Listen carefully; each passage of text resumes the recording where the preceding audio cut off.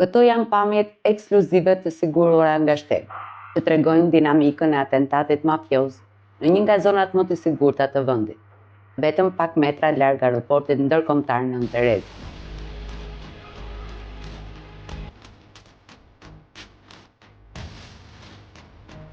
Ngjarja ka ndodhur në më pak se në 1 minutë, në një zonë të populluar ku ndodhen 10 kamera sigurie dhe forca policore.